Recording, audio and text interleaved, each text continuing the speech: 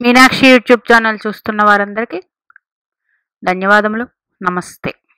చాలా వీడియోలు చేసి పెడుతూ ఉన్నాను. మరి నచ్చినట్లయితే లైక్ చేయండి, షేర్ చేయండి, సబ్స్క్రైబ్ చేయండి. ఉచ్చగ్రహాల దృష్టి అత్యంత శక్తివంతమైనది. మీ జాతకంలో ఇలా ఉంటే ఆ భావం శక్తి కలిగి ఉంటుంది. అది ఎలా అన్నది చూద్దాం. మరి వీడియో చూసిన తర్వాత లైక్ చేయడం మర్చిపోకండి. ఎందుకంటే లైక్ చేయడం వల్ల ఆ వీడియో మరికొంతమందికి వెళ్తుంది. అట్లాగే ఎలాంటి వీడియోలు మీకు నచ్చుతున్నాయి అన్నది దాన్ని బట్టి కూడా వీడియో చేయడం జరుగుతుంది. ఇంకా వీడియోలోకి వెళ్తే గ్రహాలకి ఉచ్చరాశులు అందరికీ తెలిసిందే, కానీ మరొకసారి చెప్తాను. రవిగ్రహం మేషంలో ఉచ్చు పొందుతారు. చంద్రుడు వృషభ రాశి. కుజగ్రహం మకరంలో ఉచ్చం. బుధగ్రహం తన సొంత రాశిలోనే కన్యా రాశిలో ఉచ్చు పొందుతారు. గురుగ్రహం కర్కాటక రాశిలో ఉచ్చు పొందుతారు. శుక్రగ్రహం మీనరాశిలో ఉచ్చు పొందుతారు. శని భగవానుడు తులారాశిలో ఉచ్చు పొందుతారు. ఇప్పుడు మీ జాతక చక్రంలో రవిగ్రహం ఉచ్చు పొంది, అంటే మేషరాశే కదా, అది మేషరాశిలో ఉచ్చు పొంది అది ఏ భావం అయినప్పటికీ ఆ ఉచ్చక్షేత్రం నుంచి ఎదురుగా ఉన్న సప్తమ దృష్టి, రవికి, బుధునికి, చంద్రుడికి, శుక్రగ్రహానికి సప్తమ దృష్టి మాత్రమే ఉంటుంది. బుధగ్రహానికి, కుజ, గురు, శని భగవానుడికి మాత్రం 3 గ్రహాల దృష్టి ఉంటుంది. 3 భావాల పైన దృష్టి ఉంటుంది. ఇంకా రవిగ్రహం ఉచ్చు పొంది ఉండి ఏ భావాన్ని అయితే చూస్తున్నారో ఆ భావం మంచి ఫలితాలు అందిస్తుంది. మరి చంద్రుడు కూడా మీ జాతకంలో ఉచ్చుపట్టి ఏ భావాన్ని అయితే చూస్తూ ఉన్నారో ఆ భావం మంచి ఫలితాలు ఇస్తుంది. ఇట్లాగే కుజుడు మకర రాశిలో ఉచ్చు పొంది ఉంటే మీకు కానీ, కుజుడు ఏ ఏ భావాలను చూస్తారు? మకర రాశిలో ఉన్నప్పుడు మేషాన్ని తన సొంత రాశినే చూస్తూ ఉంటారు. ఆ భావం మంచి ఫలితాలు ఇస్తుంది. ఎందుకంటే గ్రహాలు అత్యంత బలంగా దిగ్బలంలో కానీ, ఉచ్చక్షేత్రంలో కానీ, స్వక్షేత్రంలో కానీ అత్యంత బలంగా ఉంటాయి. డిగ్రీలు అనేది ఆ గ్రహానికి ఎక్కువ ఉన్నా తక్కువ ఉన్నా బలమైతే ఆ గ్రహం ఇవ్వాల్సింది ఇస్తూ ఉంటుంది. బుధగ్రహం కన్యారాశి, అక్కడి నుంచి ఏ భావాన్ని చూస్తుంది? సప్తమ భావమే, కానీ మీ లగ్నానికి అది ఏ భావం అయిందో చూసుకోండి. గురుడు ఇలాగా మీకు ఒక్క గ్రహం ఉన్న ఆ భావం మీకు వృద్ధిలో ఉంటుంది, చూసే భావం. మరి వీడియోలోకి వెళితే, ఇంకా ముందుకు వెళ్తే, ఇప్పుడు మీ జన్మ జాతక చక్రంలో కాలపురుష కుండల చక్రానికి రవి ఒరిజినల్గా ఇక్కడే ఉచ్చు పొందుతారు. అందుకని రవి మేషమే కాకుండా లగ్నంలో ఉన్నారనుకోండి, ఎవరి జాతకంలోనైనా లగ్నంలో రవి ఉంటే ఆయన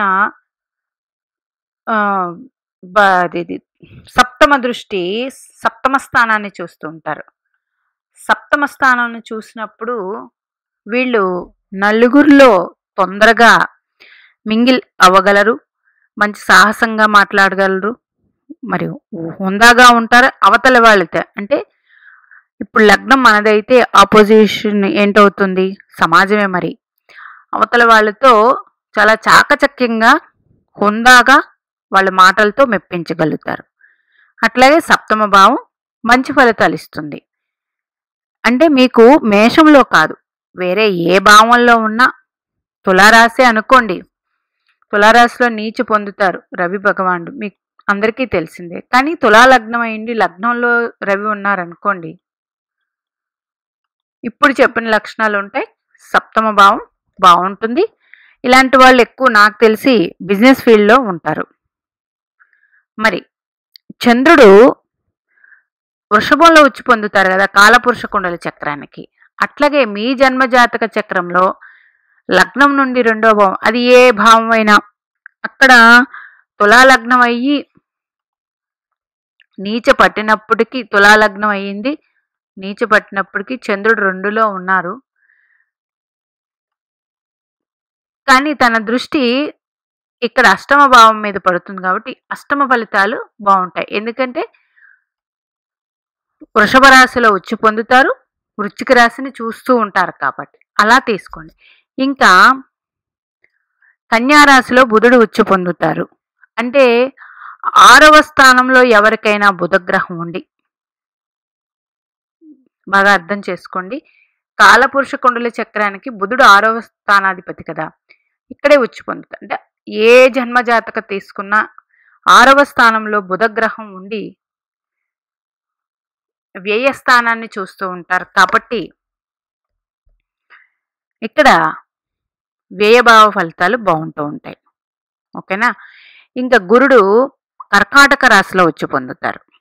అంటే 4లో ఉచ్చు పొందుతారు కదా కాలపురుష కుండలి చక్రం. అంటే దశమ భావం బాగుంటుంది ఎవరికైనా. అక్కడ ఇక్కడ ఇది చెప్పేది అదే, తులాలగ్నానికి 4లో కురుడు ఉన్నాడు అనుకోండి, ఇక్కడ ఆయనకి అది అనుకూలమైన స్థానం కాదు. కానీ ఈయన దృష్టి మంచి ఫలితాలు ఇస్తుంది. ఈ విధంగా తీసుకోండి. ఈ విధంగా తీసుకోండి. అందుచేత శుక్రగ్రహం మీనరాశిలో ఉచ్చక్షేత్రం. అంటే అది ఏమైంది, 12వ భావం. మీనరాశి కాలపురుష చక్రానికి 12 కదా. మీ జన్మజాతక చక్రంలో శుక్రుడు అసలు 12లో ఉంటేనే అలాంటి వాళ్ళు భోగవంతమైన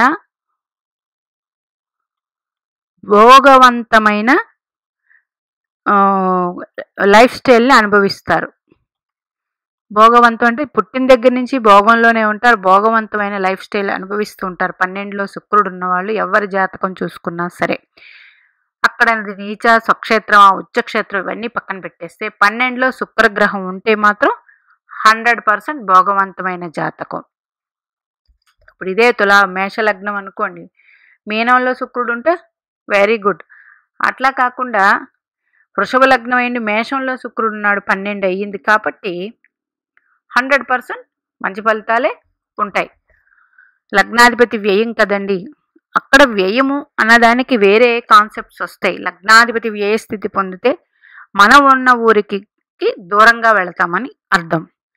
కానీ 12లో శుక్రుడు ఉన్నవాళ్ళు అతి భోగవంతులు, అన్నీ కూడా కంఫర్ట్ లైఫ్ని అనుభవిస్తూ ఉంటారు, లగ్జరీ లైఫ్ ఉంటుంది వీళ్ళకి. శుక్రుడు 12లో ఉచ్చు పొందుతాడు కాబట్టి మీనరాశిలో.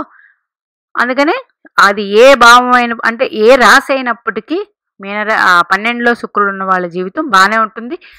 ఎందుకంటే ఇది వ్యయస్థానం, శయ్యాస్థానం అని కూడా చెప్తాం. మనం ఊరంతా తిరిగి ప్రొద్దున లేసి కష్టపడి లాస్ట్కి వచ్చి చేసేది ఏంటండి, పడుకోవటమే ఫోన్ చేసి. అంటే అక్కడ అహభావంలో శుక్రుడు ఉంటే ఆటోమేటిక్గా జీవితానికి కంఫర్ట్స్ లైఫ్ ఇచ్చేస్తూ ఉంటారు. ఆయన కంఫర్ట్ లైఫ్ అన్నది ఇస్తూ ఉంటారు. మరి శని భగవానుడు సప్తమములో ఉచ్చు పొందుతారు. శని భగవానుడు తులారాశి కదా, అందుకని సప్తమంలో శని ఉన్న వారికి లగ్నాన్ని చూస్తూ ఉంటారు కాబట్టి మంచి ఫలితాలు ఉంటాయి. లగ్నాన్ని నుంచి అందుకోవాల్సినవన్నీ మంచి ఫలితాలు.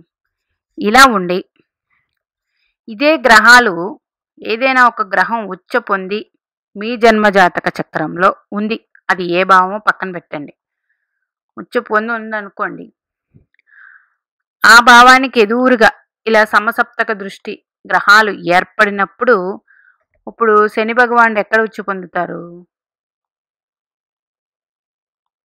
తులారాశిలో ఉచ్చు పొందుతారు కదా.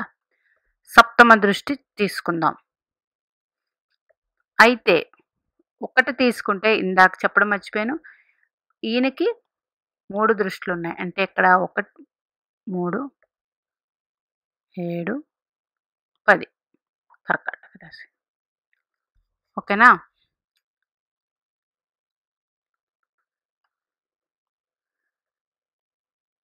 ఇక్కడ ఏదైనా గ్రహాలు ఉంటే ఆ గ్రహాలు కూడా ఈ ఉచ్చ గ్రహ దృష్టి వల్ల ఆ గ్రహాల నుండి ఏమైనా సరే మీకు ఇబ్బందులను ఎదుర్కొంటూ ఉంటే ఈ ఈ ఉచ్చ గ్రహ దృష్టి వల్ల అక్కడ ప్రాబ్లమ్స్ సాల్వ్ అయిపోతాయి. అట్లాగే మామూలుగా తీసుకుంటే రవి లగ్నంలో ఉన్నాం కదా, రవి లగ్నంలో ఉండి సప్తమాన్ని చూస్తున్నప్పుడు, రవి లగ్నంలో ఉన్నారు, మీ జాతకంలో సప్తమాన్ని చూస్తున్నారు, బాగుంటుంది అని చెప్పాం. అది మేషరాశే కానక్కర్లేదని. ఈ సప్తమంలో అది వేరే ఏ భావం అయినా, అంటే మీకు ఎలా తెలుస్తుంది? సప్తమం అవ్వక్కర్లేదండి. ఇప్పుడు ఇదే ఇందాక చెప్పుకున్నట్టు వృషభ లగ్న జాతకులు ఇక్కడ లగ్నంలో రవి ఉన్నారు, సప్తమ దృష్టి వృశ్చిక రాశి. ఇక్కడ చెప్పుకున్నాం కదా, చంద్రుడు ఉన్నాడు, అంటే చంద్రుడికి ఇది నీచ క్షేత్రం వృశ్చిక రాశిలో ఒరిజినల్గా చెప్పుకుందాం. అప్పుడు రవి దృష్టి వల్ల ఈ చంద్రుడు నీచత్వం పోయి శుభత్వం వస్తుంది. ఎందుకు? లగ్నంలో రవి ఉండి రవి దృష్టి పడడం వల్ల. ఇలా తీసుకోండి. ఇప్పుడు బుధగ్రహం ఉన్నారు, చెప్పాను కదా, ఒరిజినల్గా బుధుడు మీకు 6వ స్థానంలో, అది ఏ రాశి పక్కన పెట్టండి, 6వ స్థానంలో బుధుడు ఉన్నాడు. ఈ బుధగ్రహం 12వ భావాన్ని చూస్తారు. 6వ స్థానంలో బుధుడు ఉన్నాడు, 12వ భావాన్ని చూస్తారు, ఒకే దృష్టి కాబట్టి. ఈ 12వ భావంలో ఏ గ్రహం అయితే ఉంటుందో ఆ గ్రహం ఇందాక చెప్పినట్టు మీ జన్మ లగ్నానికి శుభుడు కాకపోతే ఈ బుధుడు వల్ల ఒరిజినల్గా ఆయన అందించే శుభ ఫలితాలు ఆ గ్రహానికి వెళుతుంది. అందుచేత ఉచ్చగ్రహాలు, ఆ గ్రహాలు ఏ ఏ భావాన్ని చూస్తున్నాయో ఆ భావాలు 100% శక్తి కలిగి ఉంటాయండి. ఆ భావంలో ఏదైనా గ్రహాలు ఉంటే ఈ గ్రహం చూస్తూ ఉండడం వల్ల ఆ గ్రహాలు కూడా ఉచ్చ ఫలితాలు అందిస్తూ ఉంటాయి. అట్లాగే ఒరిజినల్గా రవి ఉచ్చ పొందక్కర్లేదు. మీ జన్మ జాతక చక్రంలో రవి లగ్నంలోనే ఉన్నారనుకోండి, లగ్నం నుంచి సప్తమ దృష్టి చూస్తారు కాబట్టి సప్తమంలో ఏదైనా గ్రహాలు ఉండి ఆ గ్రహాలు మీకు ఇబ్బంది పెడుతున్నప్పుడు ఈ గ్రహ దృష్టి వల్ల ఇబ్బంది పోతుంది. చూడండి, రవి ఇందాక చెప్పినట్టు వృషభ లగ్నం, రవి ఇక్కడ ఉన్నారు. మ్యాక్సిమం రవి వృషభంలో ఎప్పుడు ఉంటారు? మే నెలలో ఉంటారు వృషభంలో. ఇప్పుడు చంద్రుడే ఉన్నాడు అనుకున్నాం కదా ఇందాక, అంటే పౌర్ణమి రోజు జన్మించారు అని అర్థం. పౌర్ణమి రోజు జన్మించారు, కానీ చంద్రుడికి బలం లేదు. ఈ రవి దృష్టి వల్ల చంద్రుడు బలపడతాడు. ఇట్లా అన్నమాట. ఇలా తీసుకోండి. అందుచేత ఏదైనా ఒక గ్రహం ఉన్నదనుకోండి, ఆ గ్రహం ఉచ్చ పొంది వేరే ఏ గ్రహాలను చూస్తున్నా ఈ గ్రహం యొక్క ఉచ్చ ఫలితాలు అంటూ ఉంటాయి. అది ఏ భావం అయిందో ఆ భావం చాలా శక్తివంతంగా తయారవుతుంది. జన్మజాతక చక్రం ఈ విధంగా కూడా కొన్ని మార్పులు ఉంటాయి. అందుకే చాలా మంది జాతకాలు చూసినప్పుడు ఇప్పుడు మీకు ఈ పని అవ్వకూడదు, ఎట్లా జరిగింది, ఈ దశ బాగాలేదే అన్నట్లు ఉంటుంది. కానీ ఈ నిగూఢమైన రహస్యాల వల్ల ఈ విధంగా కూడా జన్మజాతక చక్రం మంచి ఫలితాలు అందిస్తూ ఉంటుంది. గ్రహాలు అంటే ఎప్పుడు కూడా ఇలా ఉంటే చెడు చేస్తాయి, అలా ఉంటే చెడు, అట్లా ఏముండదండి. కొన్ని ఫార్ములాస్ ఇట్లాగా మనకి జ్యోతిష శాస్త్ర ప్రకారం మనకి ఋషులు అందించిన ప్రకారం చాలా ఉంటాయి. అందుచేత మంచి ఫలితాలే ఉండి తీరతాయి. అంటే మనకి ఒక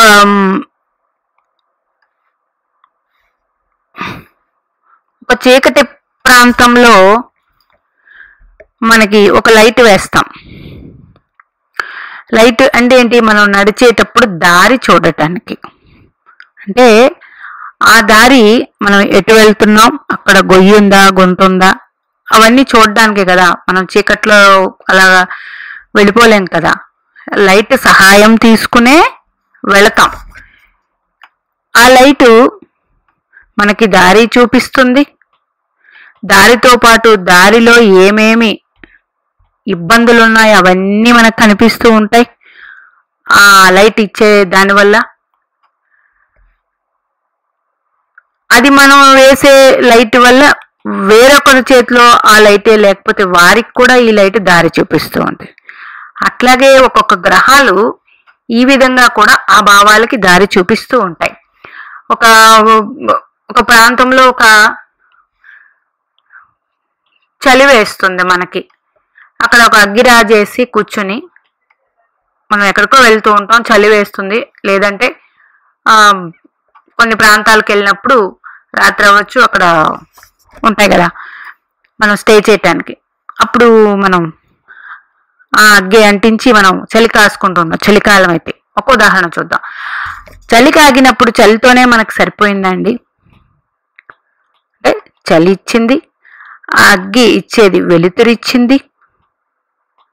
ఆ వెలుతురు వల్ల అక్కడ ఏమేమి ఉన్నాయో అవి కనిపిస్తాయి. అంటే ఒక చలితోనే కాక ఆ వెలుగులో మనకి చాలా కవర్ అవుతాయి. అట్లాగే గ్రహం అనేది ఇప్పుడు చెప్పినట్టు నీచ పొందినట్టు నీచ గ్రహం నీచే ఇస్తుందా అంటే అందుకే గ్రహాలకి నీచ పొందాయి అట్లా భావం కన్నా ఆ గ్రహానికి ఆ రాశి అనుకూలమైన రాశి కాదు అని అనుకుందాం. కానప్పటికీ ఆ గ్రహం యొక్క ఒరిజినల్ కెపాసిటీ ఉంటుంది కదండి, ఆ కెపాసిటీ ఎప్పటికీ కోల్పోదు. కాకపోతే ఆ రాశిలో ఆ గ్రహానికి బలం ఉండకపోవడం వల్ల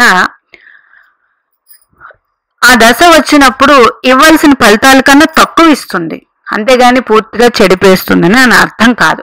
అందుచేత ఇట్లాగా రవి మేషంలో వచ్చి పడితే లగ్నంలో రవి ఉన్న వాళ్ళకి సప్తమాన్ని చూస్తారు. చంద్రుడు వృషభ రాశిలో వచ్చి పొందుతారు కాబట్టి చంద్రుడు 2వ ఇంట్లో ఉన్న వాళ్ళకి చాలా మంచి ఫలితాలు ఉంటాయి. అష్టమ స్థానం మీద చూస్తూ ఉంటారు కాబట్టి అష్టమ స్థానంలో ఏదైనా దోషాలుంటే పోతాయి. మరి కుజుడు మకరంలో 10లో వచ్చి పొందుతారు కాబట్టి ఇక్కడ ఒరిజినల్ గానే కుజుడు దిగ్బలం.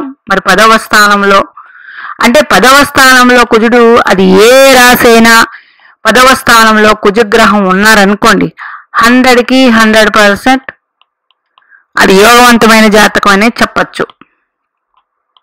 ఓకేనా? ఆ కుజుడు దృష్టి